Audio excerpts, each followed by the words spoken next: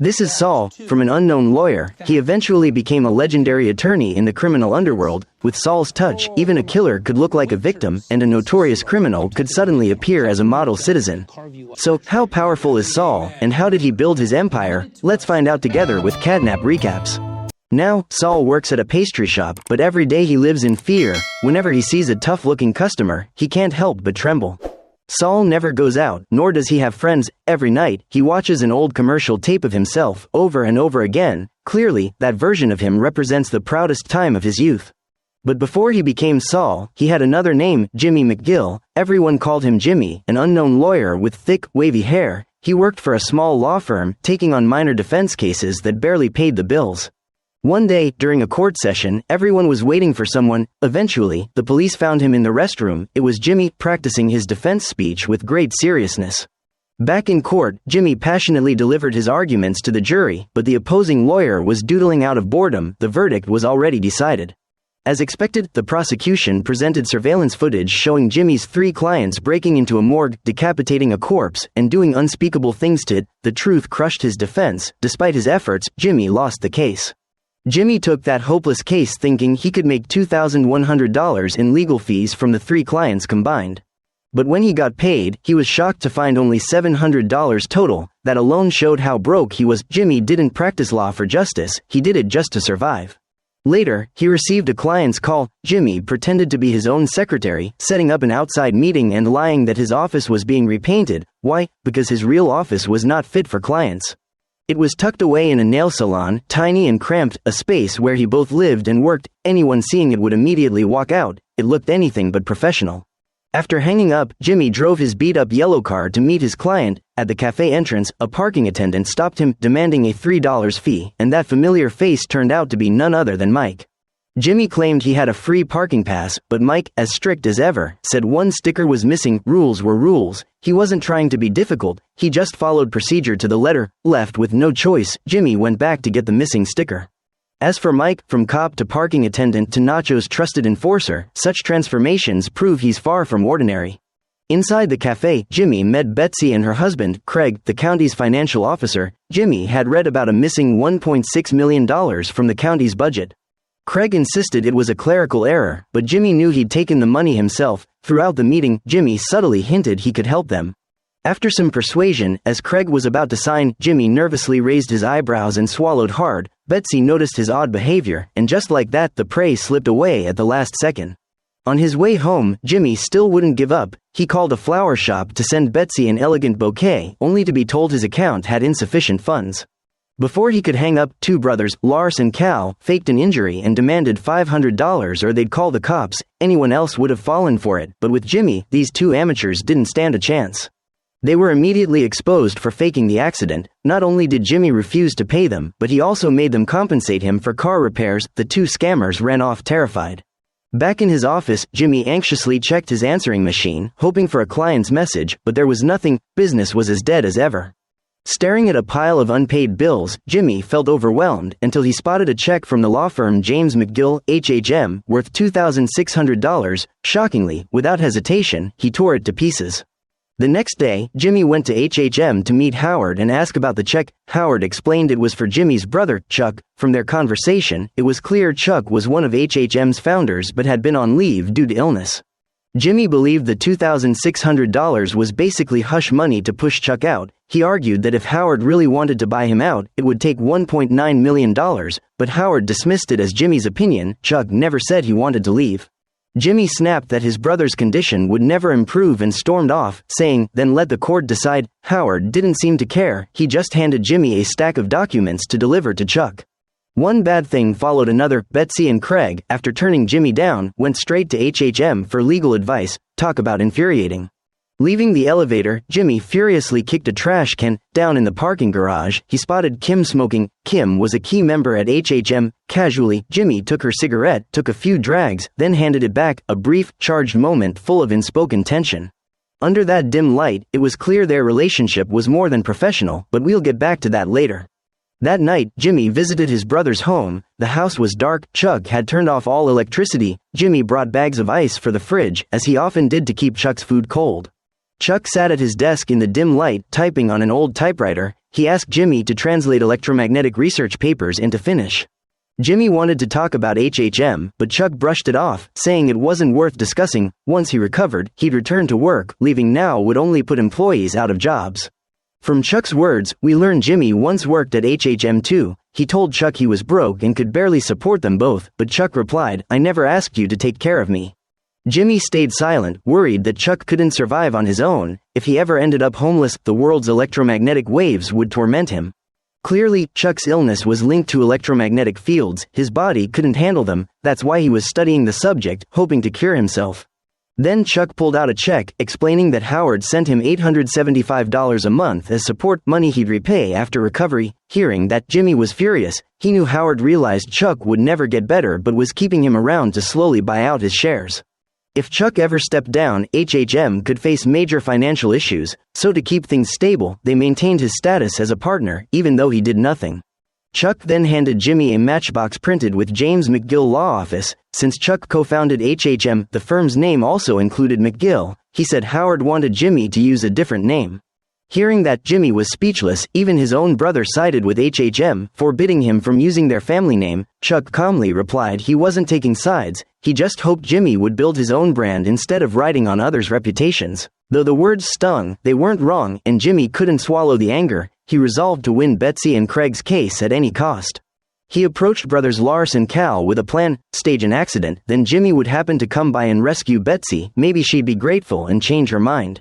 Jimmy agreed to pay them $2,000 on completion. Everything went according to plan. When Betsy started her car, Jimmy bent down and called Lars and Cal.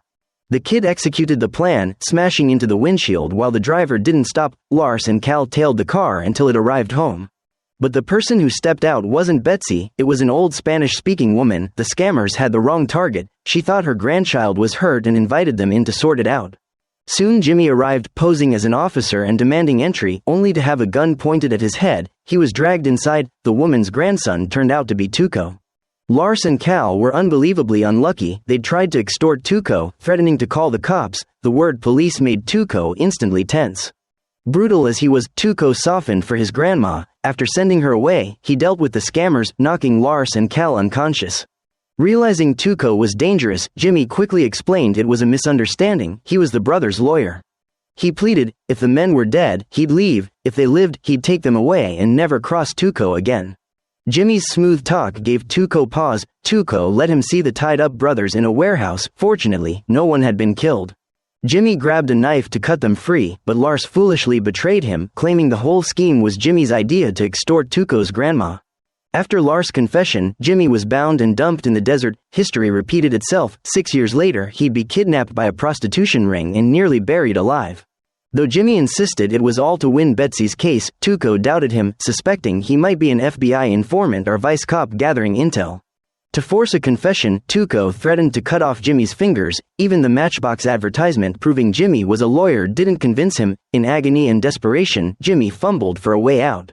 At the brink, Jimmy bluffed. He claimed to be an FBI agent and warned Tuco they'd be safer letting him go. The lie unnerved Tuco. Tuco told Nacho the job had been too easy, but Nacho, being sharper, doubted Jimmy was a spy who would bring 2 bumbling henchmen. After questioning, Nacho concluded Jimmy was just a lawyer. Rather than kill him, he chose to spare his life. Lars and Cal weren't so lucky. Seeing them near death in the wilderness, Jimmy couldn't stand by. Once again, he used his gift of gab to save them. Realizing Tuco was deeply devoted to his family, Jimmy lied that Lars and Cal's mother was a widow who had struggled to raise them alone. He subtly reframed the story, painting their actions as misguided but undeserving of death, appealing to Tuco's sense of justice. As expected, Tuco took the bait. He loved being seen as the embodiment of justice. After a tense negotiation, he agreed to punish them by breaking a leg each. Even for Jimmy, it was a horrific sight to witness. Afterward, Jimmy rushed the brothers to the hospital. Though still an unknown lawyer, his nerve and negotiating skills with Tuco proved he was fearless, psychologically sharp, and strategic, exploiting weaknesses and minimizing losses. He clearly had the makings of a great lawyer. Witnessing the leg breaking left Jimmy traumatized. He couldn't even bear the sound of something snapping, not even a cookie crunch. After a night of heavy drinking, he stumbled to Chuck's house and passed out on the bed, fully clothed. Chuck tucked Jimmy in but immediately felt uneasy. Jimmy had left his phone on, forcing Chuck to use tongs to remove it from the room. The next morning, Jimmy woke to see Chuck wrapped in a space blanket. Realizing his mistake, he watched as Chuck examined the medical reports of Lars and Cal with a stern face. Jimmy reassured him, saying he wouldn't go back to being the slip-in Jimmy of old. Life went on. Jimmy started gifting stuffed toys to courthouse clerks, hoping for goodwill and small case referrals. Surprisingly, it worked. He began getting minor cases. In the days that followed, Jimmy juggled small-time cases, clashing with stubborn lawyers and sparring with Mike over missing parking stickers. He'd grown used to it. Sadly, no new clients ever came on their own. Then one day, the nail salon owner told him someone was waiting. Excited, Jimmy tidied up and put on his best suit. But the visitor wasn't a client, it was Nacho. Seeing Jimmy's nervous look, Nacho quickly reassured him that Tuco wasn't there. Nacho got straight to the point. He wanted to steal the $1.6 million in embezzled funds from Craig. Since it was dirty money, Craig and Betsy couldn't report it. All Nacho wanted was Jimmy's help locating it, in exchange for a $100,000 finder's fee.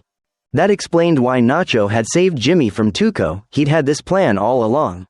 If this were Saul 6 years later, he would have accepted without hesitation, but this was still Jimmy, a man with ethics. "I'm a lawyer, not a criminal," he said. "I'm not helping you do anything illegal." Nacho's face darkened. "If I hadn't vouched for you with Tuco, you'd be dead," he warned, but Jimmy stood firm. He'd help Nacho legally in the future, but not with this. Frustrated but persistent, Nacho left his number under a matchbook, telling Jimmy to call if he changed his mind. To keep the lights on, Jimmy kept hustling for low-stakes cases, a far cry from a $1.6 million score. What Jimmy didn't realize was that even after refusing the offer, he had already begun slipping into the world of crime. Jimmy, wanting to reclaim Betsy and Craig's case, hired brothers Lars and Cal to stage an accident. Unfortunately, they targeted the wrong person, the psychotic Tuco. Thanks to Nacho's intervention, Jimmy escaped alive and even saved the brothers. But Nacho didn't help out of kindness. He had an ulterior motive. He was after Craig's $1.6 million in embezzled funds and wanted Jimmy's help to find it. However, Jimmy wasn't Saul yet. He still had a moral compass and refused. Remember what Jimmy once told Chuck, "I won't go back to being slip-in Jimmy." That line alone revealed a troubled past. In his younger days, Jimmy had been arrested for sexual assault and needed Chuck to defend him. From their exchange, it's clear they hadn't spoken in 5 years. After the arrest, Jimmy didn't call his brother himself. Their mother had to beg Chuck to help. When they finally met, Jimmy wasn't exactly humble. He cursed and acted cocky until Chuck tried to leave. Then Jimmy broke down, sincerely pleading for help. Back in the present, Jimmy couldn't shake Nacho's words. Though Betsy wasn't even his client yet, he didn't want her in danger. After some thought, he called Kim for information. He told her someone was interested in Betsy's dirty money. If they didn't act fast, her family might be in danger. When Kim pressed for details, he refused to name Nacho, saying only, "It's a gut feeling." That night, Jimmy tossed and turned, thinking of how to protect the family. Eventually, he came up with a risky plan.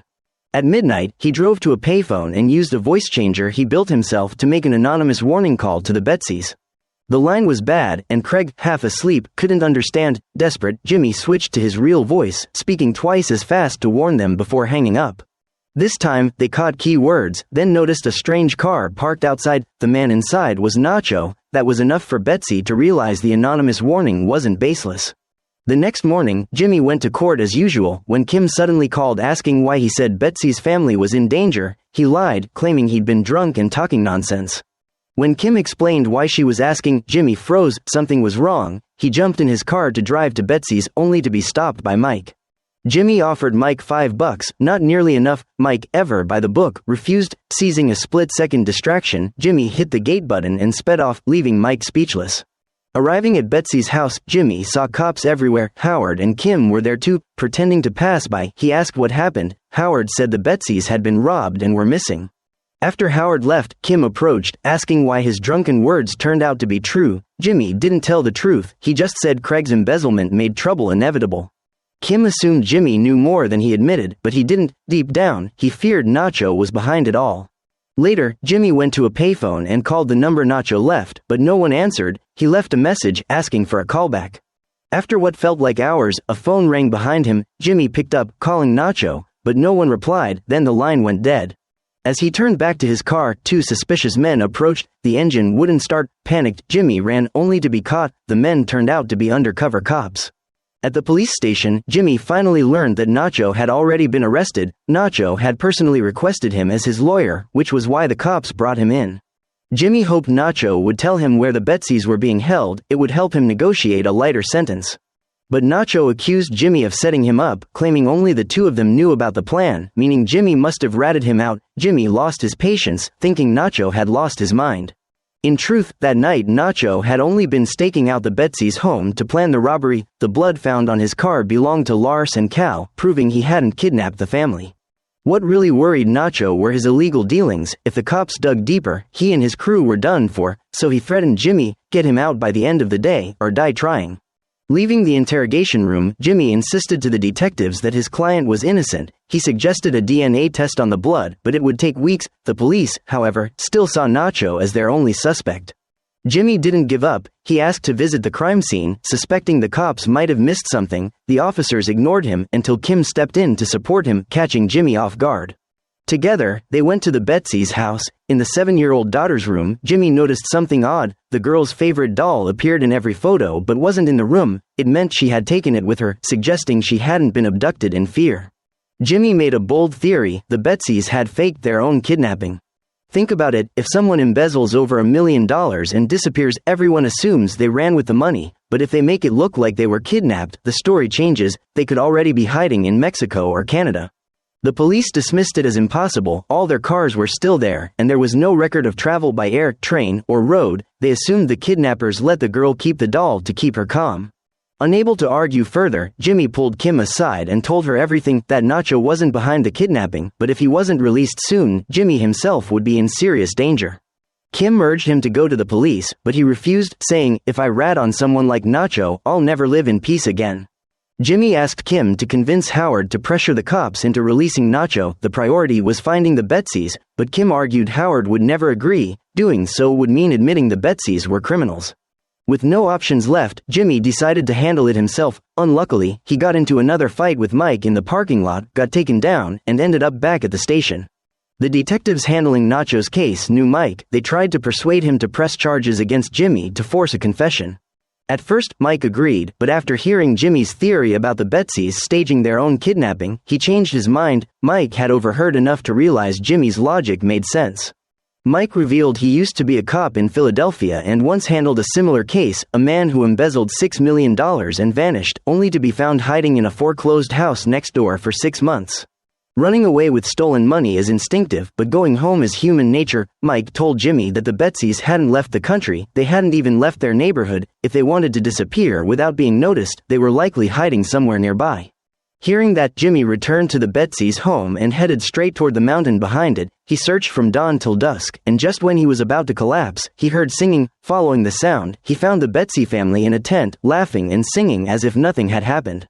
Jimmy immediately called Kim with the good news, then entered the tent to persuade the couple to return home, but Betsy refused, and during the argument, a bag of cash fell to the ground. At 2 a.m, Slip and Jimmy and another man were walking down a deserted street. Passing an alley, the man asked his name. Jimmy lied, saying, Saul. It was the alias that would one day make him famous. They spotted a fat wallet on the ground containing $1,000. Its owner, a drunk, heavy-set man, was lying on the curb, cursing and flipping them off. The other man quickly decided to take it. Jimmy, meanwhile, slipped off the man's watch. When asked what brand it was, he shrugged. He just liked it, but the other man insisted on seeing it, and upon closer look, it was a Rolex. The man proposed a split. He'd take the watch, Jimmy could keep the cash, but Jimmy argued the Rolex was worth at least $3,000, which wasn't fair, so the man added a few $100, then walked off grinning, calling Jimmy an idiot.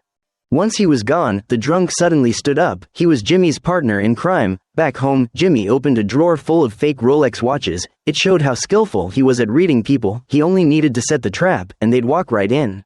Back in the present, Betsy refused to return. Going back meant admitting their embezzlement, so she pulled out a stack of cash, trying to bribe Jimmy into pretending he hadn't found them or the money.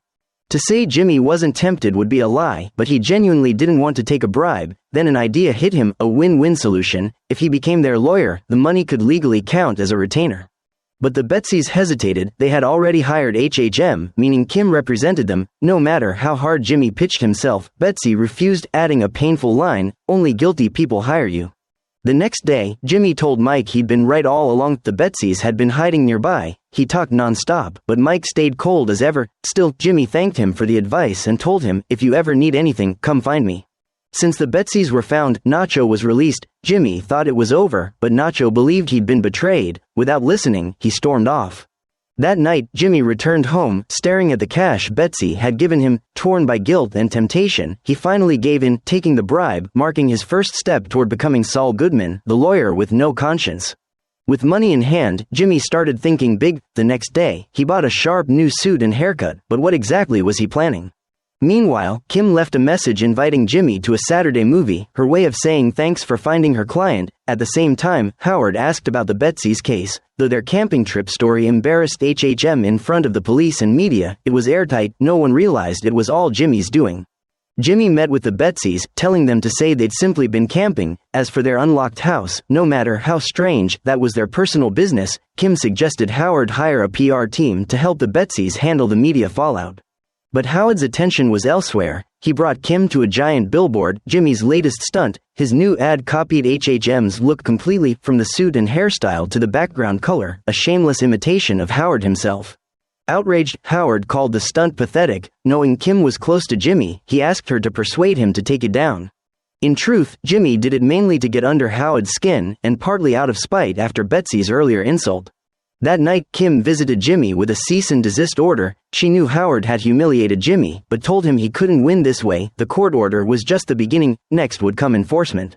But Jimmy had no intention of backing down. When Kim saw he wouldn't budge, she left. Soon after, Jimmy and Howard faced each other in court. Jimmy pleaded his case, playing the victim, but the judge ruled it plagiarism and gave him 48 hours to remove the ad. Could Jimmy swallow that humiliation? Of course not. Leaving court, he called every news outlet he could, claiming a big firm was bullying a small one, but no one cared. Just as he was about to give up, a random schoolgirl sparked an idea. Jimmy found an inexperienced reporter and convinced him to livestream the billboard takedown. On camera, Jimmy passionately spoke about being oppressed by big firms. Suddenly, the worker removing the ad slipped and hung helplessly from his safety rope. Without hesitation, Jimmy sprang into action, climbing up like a hero. Before a crowd of onlookers, Jimmy rescued the man successfully. The worker even scolded him for being slow, because, of course, he'd been paid. The whole rescue was staged. The footage went viral, making headlines across town. Howard instantly saw through the act, but that didn't matter. People loved the hero lawyer. The media coverage effectively became free advertising for his firm. That night, Jimmy returned to his office to find his voicemail, once perpetually empty, filled with 7 new messages. He was ecstatic. The next morning, Jimmy brought food to Chuck, hiding the newspaper that featured his story. He could fool everyone except his brother. When Jimmy casually said business was finally picking up, Chuck smiled, but soon noticed the paper was missing a page. Suspecting Jimmy was hiding something, Chuck bravely wrapped himself in his foil blanket and stepped outside to grab a neighbor's newspaper, leaving money in its place. The old lady next door watched the bizarre scene in confusion. Back home, Chuck read the article praising Jimmy and shook his head. He wasn't surprised Slippin' Jimmy could do anything. What he didn't know was that his brief trip outside would soon cause serious trouble. As for Jimmy, overnight, he had gone from nobody to hero lawyer. This transformation would change his career forever. The question now was, what kind of cases would come his way next? With Mike's help, Jimmy successfully found the Betsy's. Though he pretended to reject their bribe, he rationalized taking the hush money, using it to advertise his firm. He even staged his own high-rise rescue, turning himself into a public hero as TV stations raced to cover the story. But Howard saw right through the stunt, and so did Jimmy's brother, Chuck. After reading the neighbor's paper, the article's praise painted a version of Jimmy that didn't match reality, leaving Chuck deeply unsettled. As the story continues, moments after Chuck finished reading, 2 cops appeared at his door, likely called by the neighbor. Chuck explained he was ill and couldn't go outside, insisting it wasn't theft since he left payment. The officers countered that he didn't have permission. Chuck hesitated for a moment, then regained composure. From behind the door, he began quoting legal statutes, schooling the cops on why they had no authority to force him outside. One of the officers ignored him, circling to the back door. There, he found severed electrical wires and jugs of fuel on the floor. Convinced something was wrong, they radioed for backup, deciding Chuck was mentally unstable and needed medical evaluation. Facing their determination, Chuck reluctantly agreed to open the door, but only if they left all phones, tasers, and electronic devices outside. His strange demand made them even more suspicious. As they entered, Chuck winced in agony, overwhelmed by the electromagnetic exposure. After the hero story broke, Jimmy's client list suddenly grew. The first to visit was Ricky, a wealthy, eccentric old man living in a mansion with 2 Hummers parked out front. Next to him, Jimmy's beat-up yellow car looked pitiful. But Jimmy had his excuses ready. If anyone asked, he'd say the car belonged to his assistant and his real one was in the shop. Ricky admired his humility, saying a brave man like Jimmy didn't deserve such a shabby ride. Jimmy tried to steer the conversation with his rehearsed lines, but before he could speak, Ricky interrupted, ranting that good men never get rewarded. Jimmy just swallowed his words. It turned out Ricky was disillusioned with the U.S. government. He dreamed of seceding to create a true American nation and wanted Jimmy to be his lawyer to handle the paperwork. The two quickly came to an agreement. Jimmy's fee was $450 an hour, but Ricky found that tedious and decided to pay $1 million up front with a $500,000 deposit. Ricky placed stacks of cash before him. It was Jimmy's first big case. He was ecstatic until he picked up a bill and froze. The money had Ricky's face printed on it. Remembering how seriously he'd played along, Jimmy felt like a fool. After saying goodbye to the eccentric old man, he headed to his next client. This new client mysteriously led Jimmy inside, revealing a toilet, but the real focus wasn't the toilet, it was the sound device inside, which emitted bizarre, suggestive noises whenever something dropped in. Jimmy joked that it would sell great to perverts, not kids. The client exploded, shouting that the invention was meant to encourage children to use the toilet, and kicked him out. After those two bizarre encounters, Jimmy had zero expectations for his next client, an elderly woman wanting help with her will. Learning from experience, he made sure to take payment up front this time. Jimmy told the elderly woman his fee was $140 payable in 2 installments. Having seen the hero lawyer on TV, she gladly handed over the cash. After a long, exhausting day, Jimmy finally earned some real money. That evening, Jimmy met Kim at the nail salon. He was in high spirits. After hearing about his day, Kim suggested he start offering legal services for seniors, a large, vulnerable group that needed protection. As they discussed the idea, Kim got a call from Howard. Chuck was in trouble. They rushed to the hospital. The moment Jimmy arrived, he turned off all nearby electronics, explaining that his brother was allergic to electricity. The doctor explained that Chuck had been detained for stealing a newspaper. Jimmy was stunned and asked why no one had called him. The doctor said the only business card they found was Howard's. The doctor suggested transferring Chuck to a psychiatric facility. Chuck finally spoke up, insisting he suffered from electromagnetic hypersensitivity. Being near electronics made his body ache. Naturally, the doctor didn't believe him. No such illness existed in medicine. During their conversation, he secretly turned on an electric device behind Chuck's bed. Chuck didn't notice, nor did his body react, proving the issue was psychological. Jimmy wasn't surprised. He'd probably known all along. Still, he chose to respect his brother's wishes and took him home. Howard arrived soon after. Jimmy realized that if Chuck were committed to a psychiatric ward, Howard would oppose it, because legally, Jimmy would become Chuck's guardian and gain control of his HHM shares. So Jimmy bluffed, saying he planned to have Chuck institutionalized. A panicked Howard sent Kim to talk him down. In truth, Jimmy was only threatening him. He cared more about family than money. Back home, the first thing Chuck did was reach for his space blanket. Jimmy played along, assuming the relapse was caused by stress from reading the paper. Chuck denied it. He said going outside had triggered it. Jimmy explained that his billboard was just marketing, nothing malicious. Business was improving, and he planned to serve senior citizens and become a respectable lawyer. Chuck smiled proudly, even removing his blanket to pour coffee. Back at his office, Jimmy watched TV while crafting his new brand. In nursing homes, he placed ads on jelly cups reading, "Nita will call Jimmy." He showed up in person, charming the elderly and winning their trust. That evening, Jimmy met Mike at the parking lot, finally holding a valid parking sticker. Excited, he told Mike about his new elder law focus, offering to help if he or his friends ever needed a will. Mike looked unimpressed, his face clearly saying, "Move along." After his night shift, Mike grabbed breakfast. On his way out, he saw his daughter-in-law, Stacy. They exchanged a quiet glance, no words, just distance. Back home, Mike was watching TV when a knock came at the door. Instinctively, he grabbed a baseball bat and hid it behind him. Standing outside were his former colleagues from the Philadelphia Police Department. They'd come all the way to New Mexico to find him.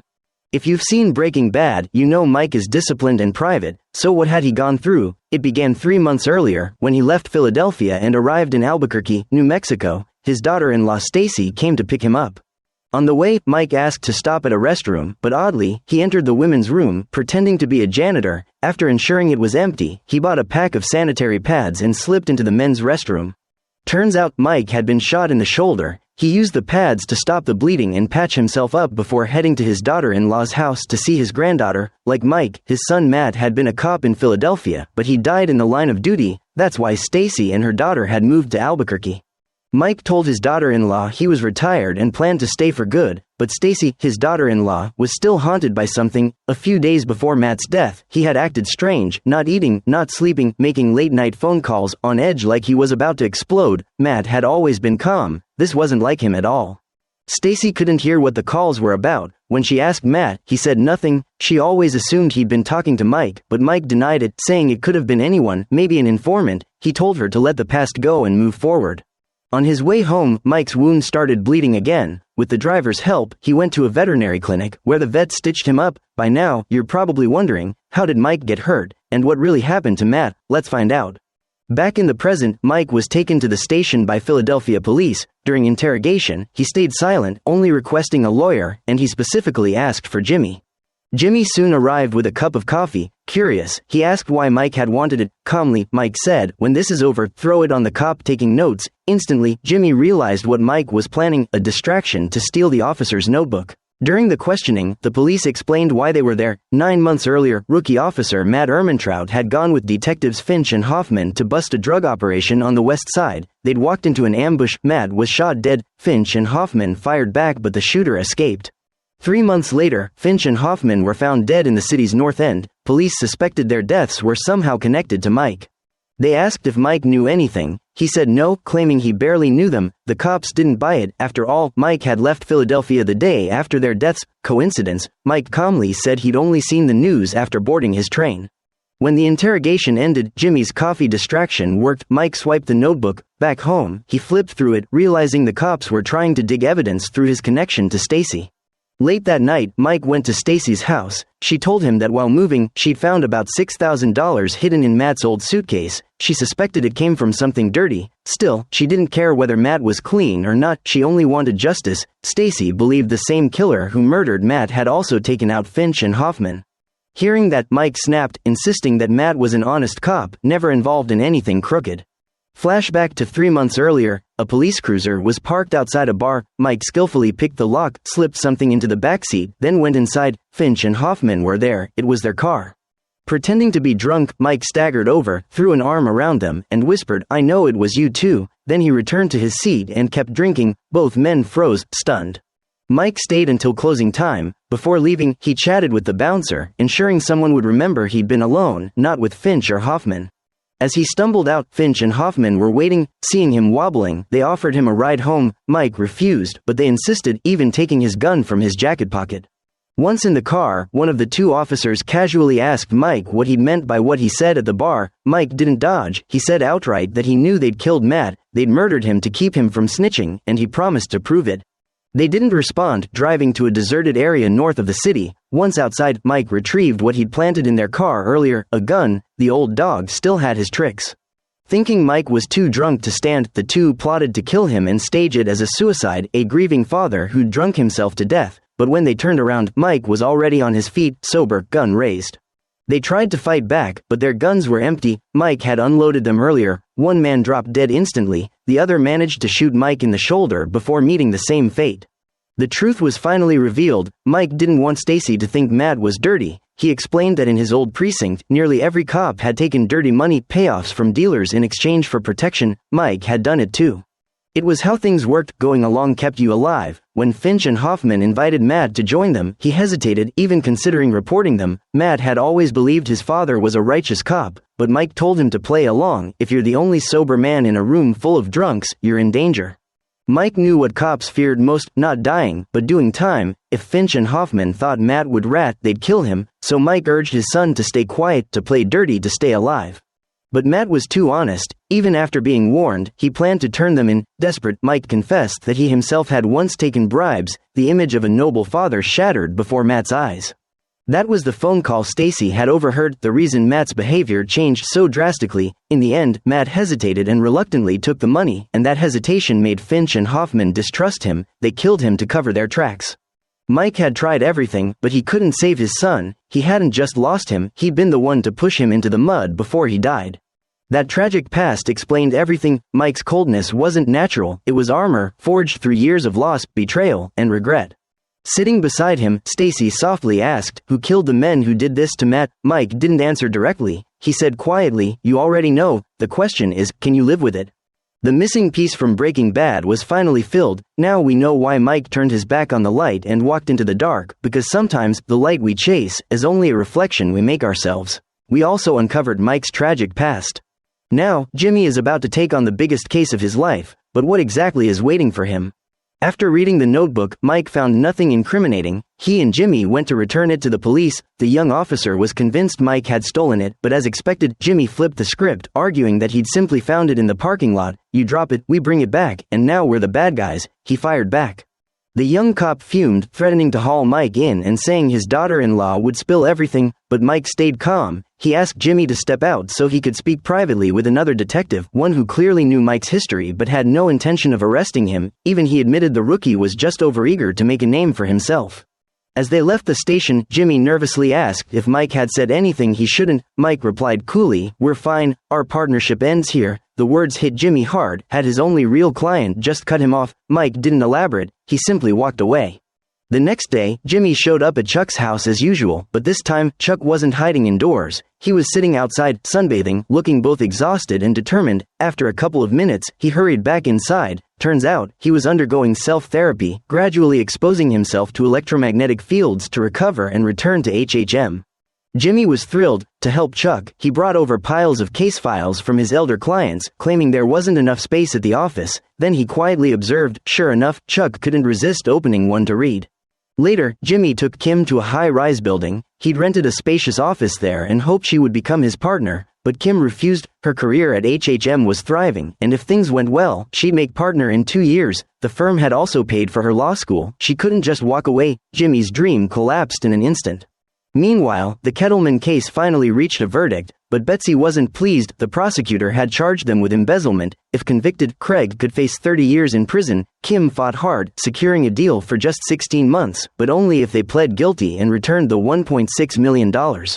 Betsy exploded. "I paid for a lawyer, I'm not spending a single day in jail," she snapped, denying everything and calling Kim incompetent. Losing such a big client, Kim faced Howard's cold, knowing stare. She just paid the price for disappointing the firm. At the nursing home, Jimmy kept entertaining the seniors, a perfect mix of business and charm. Then came a call from Betsy, asking to meet over coffee. She begged Jimmy to take their case, to find a way to keep them both out of jail without admitting guilt. Jimmy tried to decline, saying he was focused on elder law now, but Betsy was sharp. She quickly cornered him, reminding him about the 30 grand they'd already paid him, the bribe he'd taken to keep quiet. It hit him, he was already in too deep. Panicking, Jimmy excused himself to the restroom and called Kim. She urged him to convince the Kettlemans to return to HHM. She'd already negotiated the best possible deal for them. Back at the table, Jimmy urged the Kettlemans to reconsider, admitting there was no better deal than Kim's, but Betsy stubbornly kept insisting she was innocent, denying any embezzlement. It infuriated Jimmy. He'd seen the cash with his own eyes. She was still putting on a show right in front of him, as if he'd imagined it all. At that point, Betsy snapped that he'd better return every penny they'd paid him, the 30 grand included. Out of options, Jimmy went back to HHM to hand over the case files, but Kim wasn't there. Howard had reassigned her to another department. In the parking lot, Jimmy caught up with Kim. She said the Kettlemans had to return the stolen money. Jimmy didn't argue, but he didn't have a solution either. Still, he refused to give up, and ironically, that same 30 grand sparked an idea.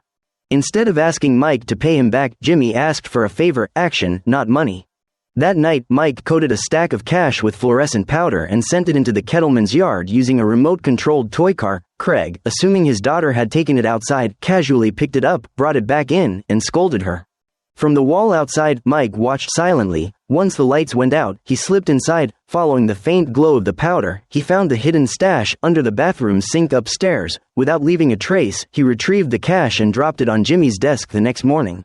Even though he'd seen it before, Jimmy still froze at the sight. He pocketed the 30 grand, his so-called finder's fee, and sighed in relief. When Mike asked why he'd done all this, Jimmy said simply, "Because it's the right thing to do." Mike nodded, promising to drop the money off at the county courthouse. "Then we're done."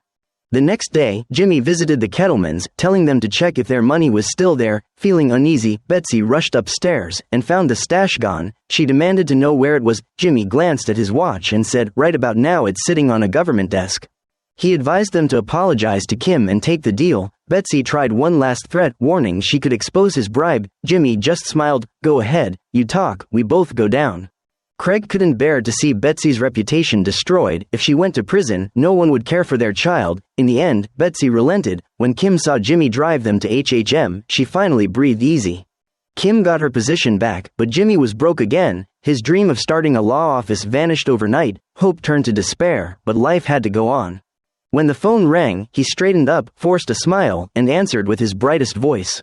Years ago, Jimmy had worked in HHM's mailroom. Back then, to convince Chuck to bail him out of jail, he'd promised to turn his life around. With Chuck's help, he got the job, delivering mail and filing paperwork. Around that time, Jimmy and Kim had started growing close. One day, Jimmy pulled out an envelope, saying he didn't have the nerve to open it. Kim read it, and gasped with joy. He'd passed the bar from the University of American Samoa. It was a correspondence course, but it meant he could finally become a lawyer. When Chuck heard the news that Jimmy had passed the bar exam, he was stunned. His first reaction wasn't joy, it was disbelief. To Chuck, Jimmy was still slippin'. Jimmy, the hustler. How could a man like that ever become a lawyer, let alone his colleague? Jimmy hoped Chuck would help him get his official license. Chuck smiled and agreed, saying he'd have to discuss it with Howard first. It wasn't his call alone. In the mailroom, Jimmy's co-workers threw him a small celebration. Moments later, Howard walked in and asked everyone to leave. He wanted to talk privately. No one knew what was said, but as Howard walked out, he simply muttered, "We'll revisit this in 6 months." Jimmy's dream of becoming a real lawyer died right there. No wonder he'd always held such resentment toward Howard. Yet from Chuck's reaction, it was clear, Howard was just the excuse. The real obstacle had been Chuck himself. Back in the present, Craig's case wrapped up nicely. Jimmy had done all the work, but the glory went to Kim, and Howard took the credit. Watching the news, Jimmy's face darkened. At that moment, he was visiting a nursing home, helping an elderly woman write her will. He even gave her a discount, only $120, but she'd scraped together just $43, promising to pay the rest after getting her pension next week. Jimmy started to leave, but something didn't sit right. He turned back and asked about her pension. She explained that the retirement home handled all finances. The money went into the facility's account first, and they'd send whatever was left to the residents. Everyone thought it was convenient, but Jimmy smelled something off. He asked the woman to gather other residents and borrowed a magnifier to inspect their invoices. The scene caught the attention of a woman in glasses, a staff member watching from across the hall.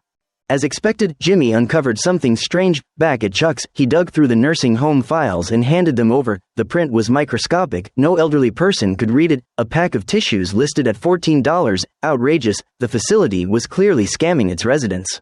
Chuck had reviewed those files before but hadn't noticed anything. Watching Jimmy's excitement now, he felt conflicted, somewhere between pride and unease. Jimmy's digging revealed that the nursing home was owned by a real estate holding company. This could turn into a massive lawsuit. Chuck agreed. It had all the makings of a class action case. The next day, Jimmy returned to the facility but was stopped by the woman in glasses. He heard the sound of a shredder. They were destroying evidence. Jimmy tried to rush in but was blocked by security. Thinking fast, he pretended to need the restroom and scribbled a lawyer's notice on toilet paper, declaring that all document destruction must cease immediately. He barely finished his sentence before being dragged out by the guards. Meanwhile, Mike got a call from his daughter-in-law asking him to watch Kaylee. Though busy, he said yes. That call made him miss a warning note. He accidentally opened the gate for a car to pass. Mike had always lived by rules, but for him, family came first. Jimmy waited outside the nursing home until late at night. Once everyone had gone home, he snuck over to the dumpster, hoping to recover the shredded documents. After digging through piles of garbage, he found nothing. Just then, Rich, the nursing home's attorney, called. One man sat in a spotless office, the other was knee-deep in trash. The contrast couldn't have been clearer. Rich said he was only calling out of respect for Chuck and advised Jimmy to stop before he got himself in trouble. If this turned into a lawsuit, Rich warned, Jimmy would be the one facing consequences. Jimmy ignored the threat, climbed out of the dumpster, and there it was, the shredded paperwork, sitting neatly in the blue recycling bin nearby. Back at Chuck's, Jimmy began piecing the shredded papers together. Chuck was stunned to find the living room turned into a paper battlefield, but once Jimmy explained, he surprisingly offered his full support. The workload was enormous. Jimmy worked through the night, eventually collapsing on the floor. When he woke up, he was shocked to see Chuck had finished the job. Among the pages, Jimmy spotted a medical supply invoice. It could be the smoking gun. The syringes weren't from New Mexico, they came from Morrissey Medical in Lincoln, Nebraska. Jimmy was overjoyed that Chuck was working with him, but he still needed Kim's help, especially access to HHM's case archives. Printing thousands of pages wasn't easy or cheap. Jimmy asked Kim to use Howard's code to print them, but she refused. He was about to hand copy everything when Chuck stopped him and offered his own authorization. Hearing that Chuck had helped, Kim was stunned. Technically, Chuck was still with HHM and wasn't allowed to assist outsiders. Something didn't feel right, but she kept it to herself. While Jimmy buried himself in legal work, Mike enjoyed quiet moments with his granddaughter, Kaylee. After his daughter-in-law used up the leftover dirty money, she seemed more at ease. Clearly, their finances were tight. A few $1,000s wasn't much, but it weighed on Mike. Perhaps that's why he decided to quit his job. One day, Mike brought home a stray dog. He took it to a vet, using the visit as an excuse to ask for something else, a shady job, something fast and lucrative, even if it meant stepping into the dark. Meanwhile, when Rich received a fax from Morrissey Medical, he panicked. Soon after, he arrived at Chuck's house with a team of lawyers. Chuck, who hadn't faced anyone from the legal world in 2 years, looked nervous until Jimmy encouraged him to stay calm. Rich shook Chuck's hand warmly. Despite his absence, Chuck still commanded respect in the legal world. Discussing the case, Rich insisted that all 12 nursing homes operated legally and denied any wrongdoing. The multiple billing points, he claimed, were just clerical errors. He offered to refund $46,320 to the residents and add a small compensation if Jimmy agreed to withdraw the complaint. Jimmy refused. He presented the Morrissey invoice, pointing out that the syringes crossed state lines, federal fraud territory, punishable with triple damages. Rich asked what number they had in mind. Without missing a beat, Chuck replied, $20 million, otherwise, we'll see you in court. Rich laughed, said nothing, and walked out. Jimmy sat there stunned. $20 million sounded insane, but Chuck calmly replied, it's not that much, really. The 12 nursing homes were spread across multiple states, making it a federal class action case. Chuck believed the lawsuit had to start as a class action and planned to file it himself, instructing Jimmy to secure a temporary restraining order. Trusting Chuck completely, Jimmy went straight to work. When he returned home, exhausted, he collapsed on the couch. Chuck asked Jimmy to fetch a law book from the car, but Jimmy hesitated, saying he'd go after a short nap. Needing it right away, Chuck stepped outside himself, and to his surprise, he managed just fine. Jimmy was stunned. That's when Chuck realized he wasn't being affected by electricity at all. Shocked, he dropped the briefcase. Could it be he had finally overcome his psychological barrier? Chuck's sudden enthusiasm, was it genuine brotherly love or something else entirely? Jimmy had once helped Kim resolve the Kettleman case, but afterward, everything went back to zero. His plan to open a new law office was shattered. While visiting his elderly clients, he stumbled upon a disturbing secret: the nursing home was scamming its residents. Without hesitation, Jimmy filed the lawsuit. What surprised Jimmy even more, Chuck agreed to work the case with him. Could it be that this time, Chuck truly wanted his brother to win? After witnessing Chuck step outside unharmed, Jimmy seized the chance and took him to a nearby park, conveniently next to a power transformer. Chuck tried to stay composed, but within minutes, discomfort set in and he excused himself to go back inside. Meanwhile, Mike brought a stray dog to his daughter-in-law's house. Seeing Kaylee happily playing with it, he wanted to let the dog stay. After some convincing, she agreed. Just then, his phone rang. Mike stepped outside to answer. A new job was waiting. At a parking lot, Mike waited for the client. Soon, a towering man and a woman named Irene showed up, clearly all hired for the same job. Seeing Mike clueless about the details, Irene couldn't help but smirk. Irene explained the job: bodyguard duty for a civilian. When she found out Mike wasn't carrying a gun, she sneered, calling him unprofessional. When Daniel, the client, arrived, he offered $500 each. Irene demanded $750 for herself and the tall guy, mocking Mike as useless since he had no weapon.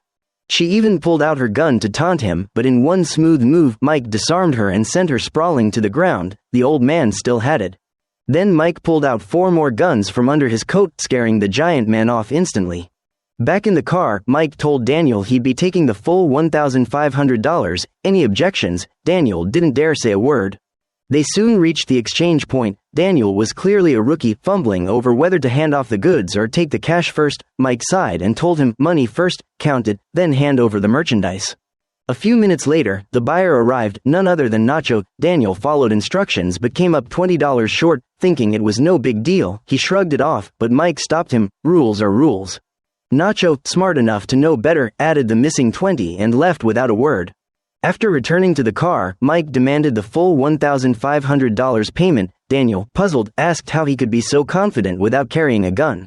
In truth, Mike had done his homework. He knew Nacho was a drug dealer, and dealers hate drawing attention. Mike told Daniel that being a criminal means always preparing for every possibility. Daniel quickly protested, claiming he wasn't a bad person. Mike calmly gave him a lesson: criminal doesn't always mean bad. There are good criminals and bad cops. The world isn't black and white, kid. Then he added, "You take this money, you're a criminal, but whether you turn out good or bad, that's up to you." While Mike was figuring out ways to support his family, Jimmy's story took a sharp turn. Rich, determined to keep Jimmy away from the nursing home, petitioned the court for a restraining order, claiming Jimmy was disturbing the residents and lowering their quality of life. Rich argued that the elderly could simply call or meet lawyers off-site. Jimmy fired back, "They can barely hear the phone ring, let alone make a call or go somewhere. Who's actually gonna do that?" Then he added with a smirk, "The elderly love me, Your Honor." In the end, the judge ruled in Jimmy's favor. Excited, Jimmy rushed to tell Chuck the good news, but Chuck wasn't in the mood. Surrounded by boxes of paperwork, he explained that Rich's firm had challenged the competency of every single client in the case. Jimmy brushed it off, but Chuck warned him that the sheer volume of paperwork could bury them alive. "By the time we finish, the grass over some of these old folks' graves will be 2 meters high." Chuck advised Jimmy to bring the case to HHM. It was too massive for just the two of them. Though he despised Howard, Jimmy had no choice but to set aside his grudge and agree. Still, he refused to hand over everything. He wanted to be part of the case himself. But that wasn't what Chuck had in mind. That night, while Jimmy slept, Chuck put on his insulated suit and quietly stepped outside. Using Jimmy's phone, he made a secret call. No one knew who was on the other end, only that Chuck had risked his supposed illness to make it. The next day, the brothers went to HHM to hand over the case. To make Chuck comfortable, Jimmy had even lined his brother's suit with insulating material, thoughtful as ever. When Jimmy reached for his phone, he noticed the battery was dead, probably from being left on all night.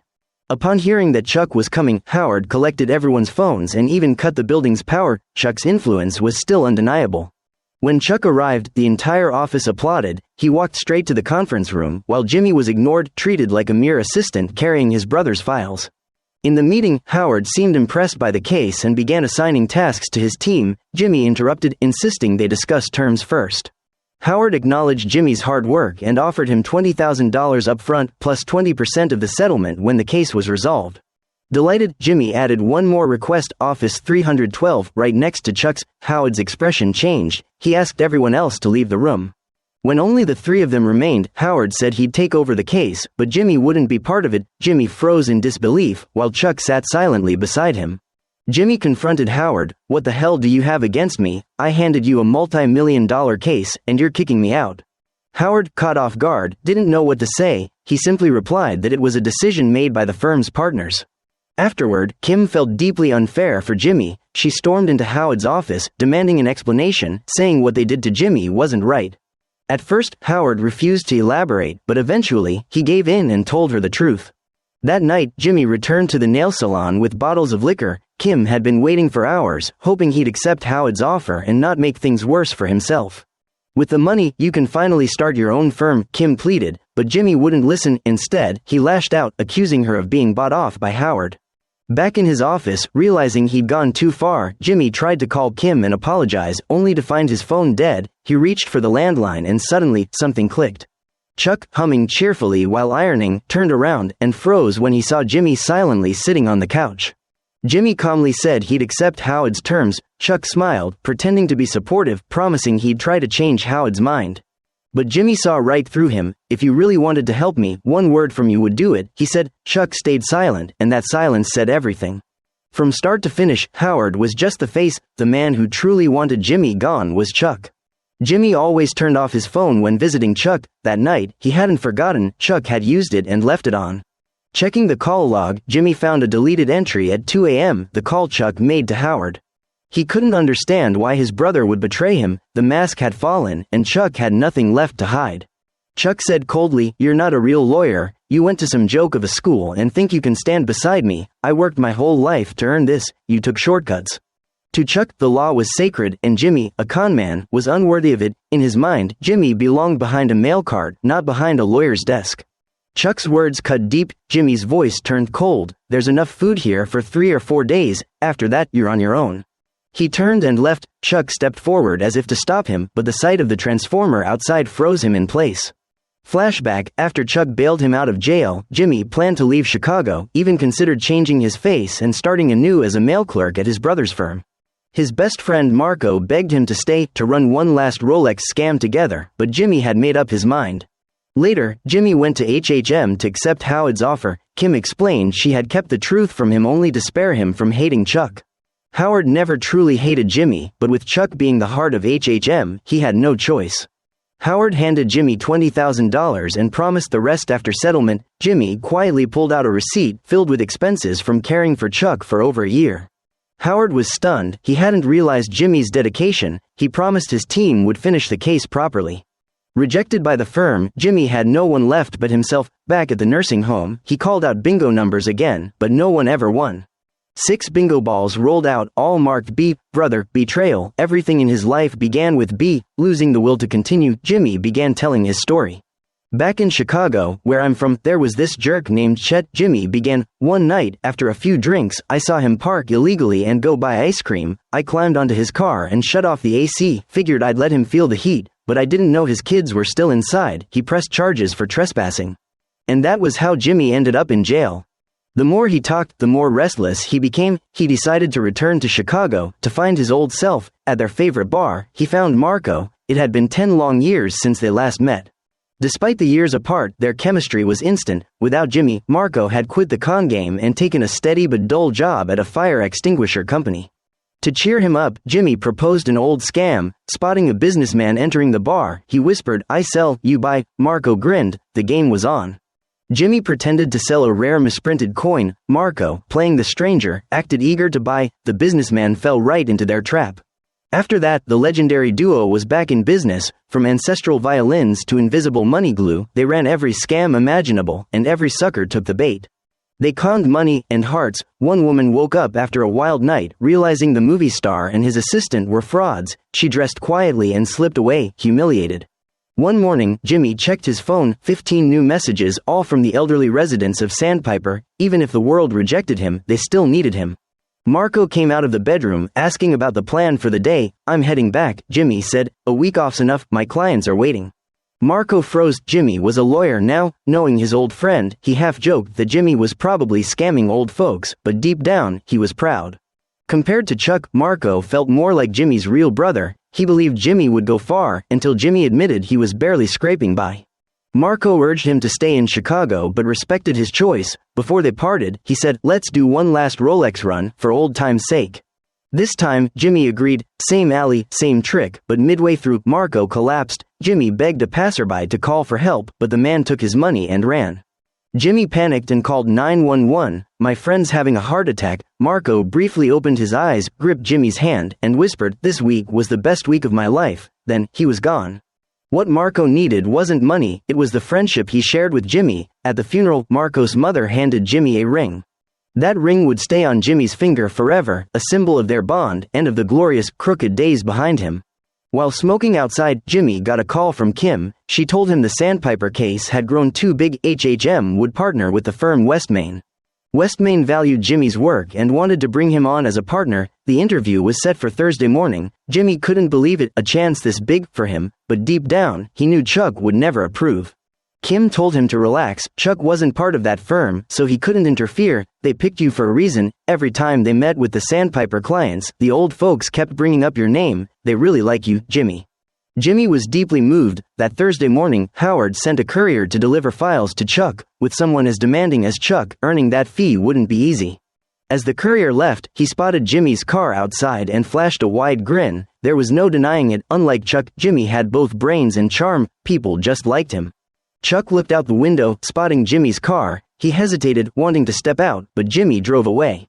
On the way, Jimmy passed Mike's booth, heading toward his interview, mumbling his prepared answers to himself. But as he reached the entrance, Jimmy froze. His eyes lingered on the ring Marco had given him. He turned it slowly, lost in thought. As he drove past Mike again, he asked, "Back then, there really was $1.6 million sitting right in front of us, huh? Why didn't we just split it? No one knew where it came from, and we wouldn't even have to pay taxes." Mike replied, "Because back then, you thought you were doing the right thing, and I was just following your orders, turning it all over to the feds." Marco's death had opened Jimmy's eyes. He no longer needed Chuck's approval, he just needed to be himself. If I could do it all over again, he thought, I'd take half of that $1.6 million. Jimmy softly hummed Marco's favorite tune as he drove off, a calm, almost peaceful smile on his face. So did Jimmy ever take that job with Westmain? From his talk with Mike, one thing was clear, the distance between Jimmy McGill and Saul Goodman was now just one small step. And that's the full story of Better Call Saul Season 1. Want us to cover Season 2 next? Drop a comment saying Season 2 below. If enough of you ask, we'll make it happen. Thanks for watching, and see you next time. Tax-free.